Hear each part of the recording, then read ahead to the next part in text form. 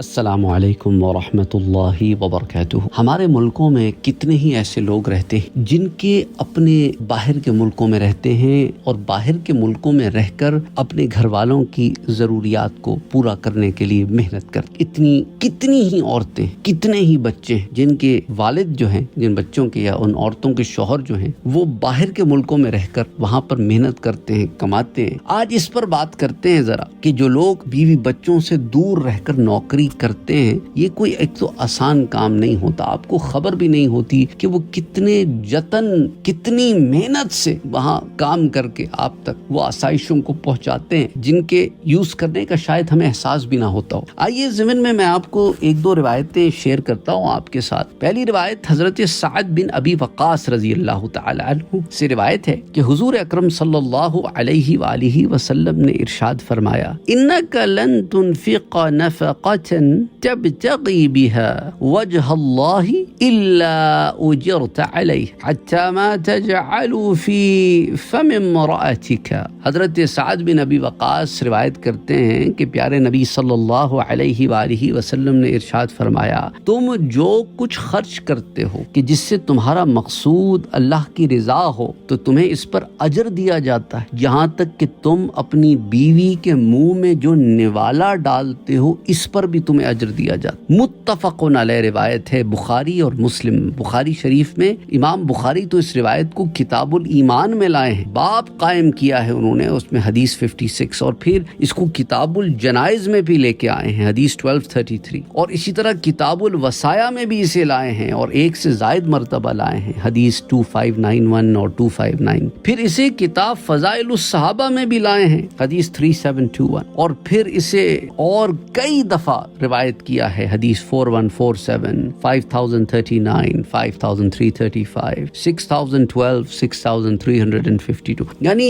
10 دفعہ اسے کم از کم جو ہے نا آپ نے مختلف جگہوں پر اسے روایت۔ اور صحیح مسلم میں آ جائیں، امام مسلم نے اسے کتاب الوصیہ میں روایت کیا ہے حدیث 1628، امام نسائی نے اسے السنن الکبریٰ میں روایت کیا ہے، امام مالک نے الموطا میں روایت کیا ہے، امام عبد الرزاق نے المصنف میں، امام طبرانی نے المعجم الکبیر میں، کئی کتب حدیث میں روایت آتی۔ اتنی کثرت سے روایت آتی ہے، معنی کیا ہے، مقصد کیا ہے آپ کو بتانے کا؟ وہ یہ ہے کہ ان کے اس کام کو چھوٹا نہ سمجھو۔ وہ اللہ کی رضا کے لیے کوئی کام کرتا ہے نا انسان، جہاں خرچ کرتا ہے اس کا اجر ملتا ہے، یہاں تک کہ اس کا بھی کہ تم اپنے آپ کو اتنا مار کے وہاں جو رہ رہے ہو، اپنے بیوی بچوں کے لیے، اپنے ماں باپ کے لیے، اپنے جو بھی تمہاری ضروریات ہیں ان کو پورا کرنے کے لیے، تو اس کام کو چھوٹا نہ سمجھ۔ یہ بڑے جگر گردے کا کام ہے، یاد رکھ، اس لیے اس پہ اجر ملے گا، ایک ایک نوالے کا اجر ملے گا، لیکن مقصد اللہ کی رضا ہونی یاد رکھ۔ اور پھر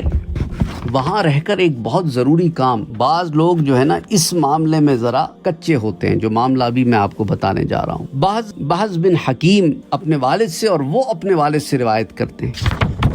فرماتے ہیں کہ میں نے عرض کیا یا رسول اللہ صلی اللہ علیہ وآلہ وسلم، ہم اپنے سطر میں سے کیا چھپائیں اور کیا نہ چھپائیں؟ سطر سمجھتے ہیں نا آپ، پرائیویٹ پارٹس، گھٹنے تک مرد کا سطر ہوتا ہے، ناف سے گھٹنے تک، ٹھیک ہے؟ تو انہوں نے سطر کے بارے میں پوچھا، یہ چھپائے جانے والا حصہ جسم۔ تو حضور نے فرمایا کہ اپنی بیوی اور لونڈی کے سوا سب سے اپنی شرمگاہ کو محفوظ رکھ۔ انہوں نے کہا کہ اگر مرد کے ساتھ ہو، تو آپ نے فرمایا اگر سطر چھپانا ممکن ہو تو ایسا ہی کرو، یعنی اس میں بھی ایک فتنہ پیدا ہو سکتا ہے، مرد بھی آپس میں اتنا حصہ تو سب سے چھپائیں گے۔ تو پھر فرمایا انسان تنہا بھی ہو تو آپ نے فرمایا اللہ کا حق سب سے زیادہ ہے کہ اس سے حیا کی جائے۔ سمجھ آئی بات آپ؟ یعنی کہنے کا مقصد ہے کہ غیر ضروری ننگے ہونا، غیر ضروری سطر کو عیاں کرنا، یہ بے حیائی ہے۔ ہمارے ہاں غیر ممالک میں رہنے والے کچھ لوگ نفس کی کمزوری کی وجہ سے کچھ ایسی عادتوں میں پڑ جاتے ہیں جو گناہ کبیرہ، اور وہ جسٹیفیکیشن یہ دیتے ہیں کہ ہم اپنی بیوی بچوں سے دور ہیں، اپنی بیوی سے دور ہیں، تو ہم خواہش کیسے پوری؟ تو تمہاری بیوی بھی تو تم سے دور ہے، پھر وہ بھی زنا کرنا شروع کر، استغفر اللہ العظیم، یہ تو کوئی بات نہ ہو۔ تو اسی لیے اس بات کو بھی ملحوظ خاطر رکھ کہ جس کے لیے اجازت ہے بس وہیں تک اجازت ہے، اس کی بات کرو گے تو حدوں کو توڑنے والے ہو جاؤ۔ اور اس روایت کو امام ترمذی نے روایت کیا، امام ابی داؤد نے، امام ابن ماجہ نے، اور امام ترمذی کہتے ہیں کہ ھذا حدیث حسن، اور امام حاکم کہتے ہیں ھذا حدیث صحیح الاسناد۔ امام ترمذی سے درجہ حسن کی روایت بتاتے اور امام حاکم سے درجہ صحیح کی روایت بتاتے، اور امام ترمذی نے اسے سنن میں روایت کیا کتاب الاداب عن رسول اللہ میں حدیث 2769، اور امام ابی داؤد نے بھی اسے السنن میں روایت کیا حدیث 4017، اور امام ابن ماجہ نے بھی اسے روایت کیا کتاب النکاح میں حدیث 1920، اور امام نسائی نے اسے سنن النسائی میں تو روایت نہیں کیا لیکن السنن الکبریٰ میں روایت کیا حدیث 8972، اور اسے امام احمد ابن حنبل نے بھی اسے روایت کیا اپنی المسند میں، اور امام بیہقی نے بھی السنن الکبریٰ، جس سے آپ اندازہ کریں کہ اس کے حیا جو ہے نا وہ بڑی زبردست اور ضروری شے ہے، اس لیے حیا کا دامن آپ نے نہیں چھوڑنا، چاہے آپ غیر ملک میں رہتے ہوں جہاں رہتے ہوں، اور اس طرح اپنے آپ پر کنٹرول کرو گے نا، گناہوں سے اپنے آپ کو بچاؤ گے تو یاد رکھو اجر و ثواب پاؤ، اور اگر گناہوں میں پڑ گئے تو اجر سے محروم ہو جاؤ گے اور گناہوں کی دلدل میں دھنستے چلے، تو اس لیے کام مشکل تو ہے پر کرنا تو ہے، کیونکہ اللہ تعالیٰ نے اجر عظیم انہی کے لیے رکھا ہے جو تقوی والے لوگ، اور تقوی جو ہے وہ پرہیزگاری مانگتا ہے، اور پرہیزگاری گناہوں سے دوری مانگتا ہے، تو جہاں گناہ کا خیال آئے، گناہ غالب آئے تو اللہ کی بارگاہ میں آ جاؤ، 2 رکعت نماز پڑھو، وضو کرو، 2 رکعت نماز پڑھو، توبہ استغفار کرو، قرآن کریم کی سورۃ الفلق اور سورۃ الناس تلاوت کرو، کثرت سے تلاوت کرو۔ ہمیشہ اپنے ذہن میں یہ بات رکھو کہ یہ لذت حاصل کرنے کے بعد پھر رب کو کیا جواب دوں گا کہ یہ بات ٹھیک تھی یا غلط تھی، جو میں نے کیا اس کے بارے میں یہ بات ٹھیک تھی یا غلط۔ اچھا، ایک اور روایت آپ سے شیئر کرتا ہوں، حضرت معاویہ بن حیدہ رضی اللہ تعالی عنہ روایت کرتے ہیں کہ قلت یا رسول اللہ صلی اللہ علیہ وآلہ وسلم ما حق زوجتی احدنا علیہ، کہتے ہیں میں نے عرض کیا کہ یا رسول اللہ ہم میں سے کسی پر اس کی بیوی کا کیا حق ہے، تو حضور نے فرمایا ان تطعمها اذا طعمت وتکسوها اذا اکتسیت او اکتسبت، تو حضور نے فرمایا جب تم کھاؤ تو اسے بھی کھلاؤ، جب تم پہنو یا کماؤ تو اسے بھی پہناؤ۔ اللہ اکبر اللہ اکبر اللہ اکبر۔ تو آپ اس سے اندازہ کریں کہ یہ بھی حضور کا ہی ارشاد پاک ہے کہ تم کھاتے ہو اسے بھی کھلاتے ہو، پہنتے ہو اسے بھی پہناتے ہو، کماتے ہو اس پر خرچ کرتے ہو، اسراف سے بچو۔ اچھا، یہ روایت بھی سنن ابی داؤد کی روایت ہے کتاب النکاح میں حدیث نمبر 2142،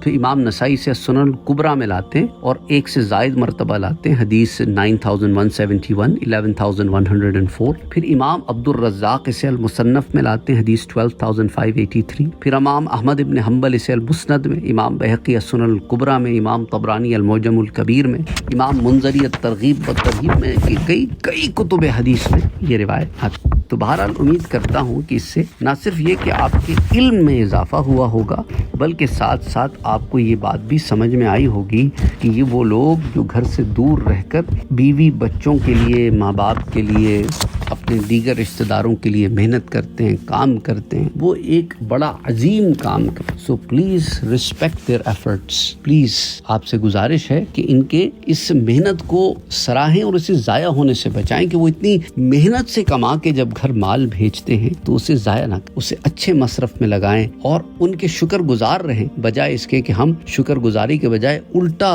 ان سے ناراض ہو جاتے ہیں چھوٹی چھوٹی باتوں پر کہ ایک تو وہ غیر ملک میں تنہا رہ رہے ہیں اور اوپر سے ہم انہیں ذہنی ٹینشن بھی دیتے رہیں، یہ تو ان کے ساتھ سراسر ظلم اور زیادتی ہو۔ اس لیے ان سے پیار محبت کے ساتھ رہیں اور اپریشیٹ کریں تاکہ ان کی حوصلہ افزائی ہو، نہ کہ وہ دل شکن ہو کر کہ میں ایک تو گھر سے بھی دور، پھر گھر والے میں اتنی محنت کر رہا ہوں پھر بھی ناراض۔ بہرحال السلام علیکم ورحمۃ اللہ وبرکاتہ۔ Don't forget to like, share, comment and subscribe to Sayyid Saad Qadri.